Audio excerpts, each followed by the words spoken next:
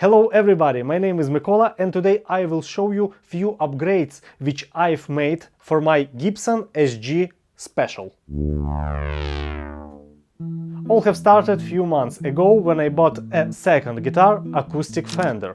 I've missed the fact that Gibson and Fender are fierce enemies. So once I've left them both for one night in one room. Next morning I saw my Gibson lying on the floor. Damn you, the war of brands! One tuning pack was broken, so I had to fix it. I secured it with super glue and that worked for a couple of months. But I always knew it was a temporary solution. And not so long ago my friend offered me to buy Grover tuning machines, which was taken from new Gibson SG Standard. They were cheap, so I took them. As they appeared to be in chrome, I thought, why not to add a bit of chrome to the other parts of my guitar? So I've added humbucker covers, knobs and even fretboard stickers. And now I will show you how I was doing it. I've started with replacing tuning machines. First of all, you have to take off strings. I never cut strings, so then they could be as spare ones. Next you have to remove nuts.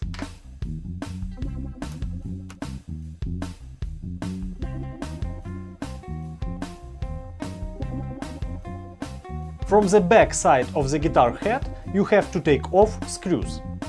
And now tuning machines are easy to remove.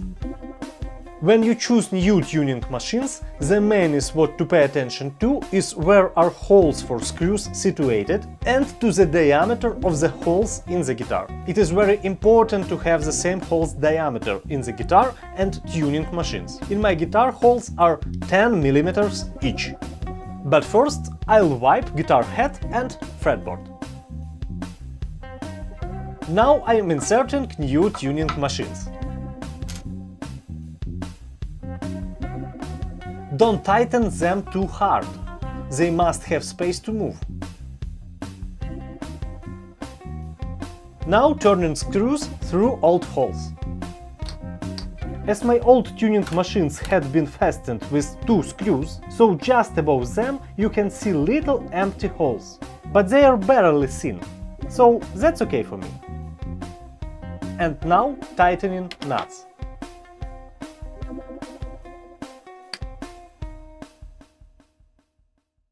The next step – covers on humbuckers.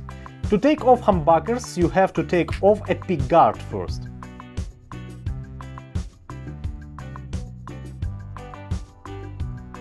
And then turn off the screws that secure humbuckers.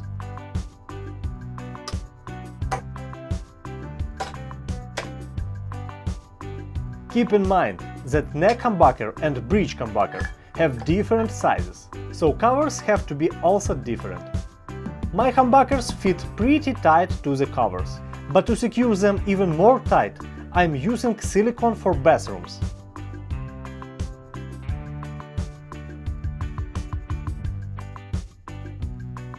This will be enough to hold covers, but also you will always be able to remove them easily.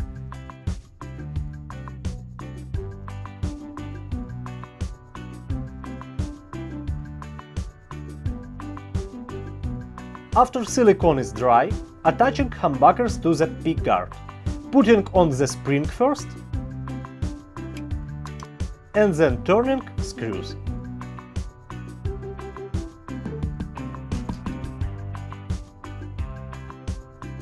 Now placing back the pickguard.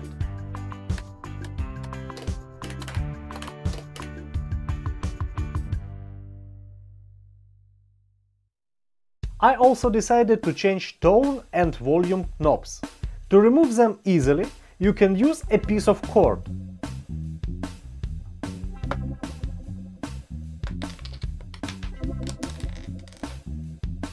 The coolest thing about it is that you can place old knobs back fast and easy. Also, I bought a new bell. However, I really like my old one, so maybe I will return it to the place in a while. And now the most ambiguous upgrade. Fretboard stickers. I was not planning to do this, but when I was buying other parts for my guitar Restyle, the seller suggested me these stickers. So I thought, why not to try? Later I will film the video where I will share with you my experience about using these stickers. Will they stay in place? Will they hinder playing? And everything about them. To stick these stickers is pretty easy, as regular stickers. If you will stick them not straight, you can remove them carefully and stick again. Before putting new strings, you can apply a small amount of pencil lead to the nut. Placing all parts back, pulling strings. Don't wind a string around the pack many times. Less turns let it stay in tune longer and better. Snip off the axis, and that's it. I like the way my guitar looks now, and the best thing in all these upgrades that you can easily change everything back to old. Humbucker covers secured humbuckers so well that they do not wobble anymore. Tone and volume knobs look awesome, but I still have doubts about fretboard stickers. So later, as I promised, I will film my impressions after 2 weeks of using them. Please write in comments what do you think about these upgrades, subscribe to my channel and make rock, not war.